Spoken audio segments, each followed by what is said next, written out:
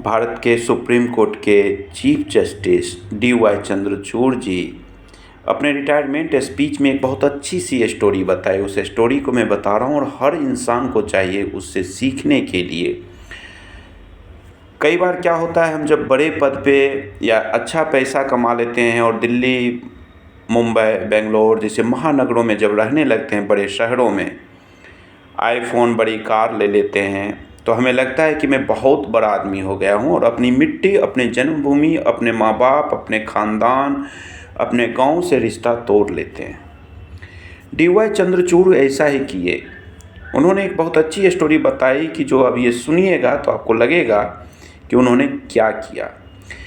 D.Y.. Chandrachud के पिताजी भी चीफ जस्टिस ऑफ इंडिया रह चुके हैं, तो उनके फादर ने एक बार पुणे में एक छोटा सा फ्लैट खरीदे।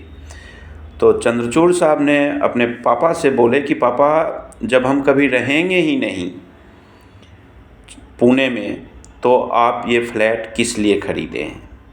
तो उनके पिताजी कहते हैं कि बेटा, वकील या जज होते हुए जब भी कभी तुम्हारे बौद्धिक या नैतिक ईमानदारी पे समस्या खड़ा हो तो तुम्हें ये पता होना चाहिए कि मुझे रहने के लिए घर है, मेरे माथे पे छत है।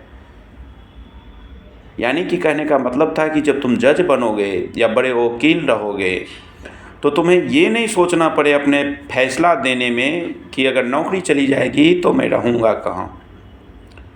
मैं बहुत लोगों को देखता हूँ कि गांव की हर ज़मीन बेच करके बाहर ज़मीन ले लेंगे। शहर में आप फ्लैट में रहते हैं, आपको कोई नहीं टोकता है, कोई किसी की दोस्ती नहीं होती है, इवन यहाँ तक कि इमरजेंसी में भी काम नहीं आएगा। गांव में कम से कम ये चीज़ होता है कि लोग आपको साथ देते हैं, आपके सुख दुख में साथ देते हैं। बहुत लोग कहते हैं कि मैं अकेले काफ़ी हूँ, ऐसा नहीं है। आप अकेले काफ़ी नहीं हो सकते हैं, परिवार के साथ साथ समाज की ज़रूरत होती है। अकेला आप क्या करिएगा।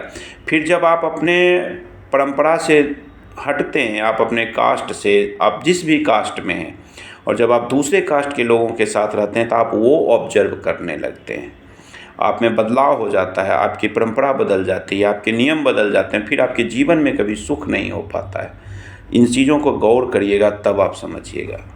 तो चीफ जस्टिस डी.वाई. चंद्रचूड़ साहब के जीवन तो बहुत अच्छी है, बहुत सारी स्टोरी हैं।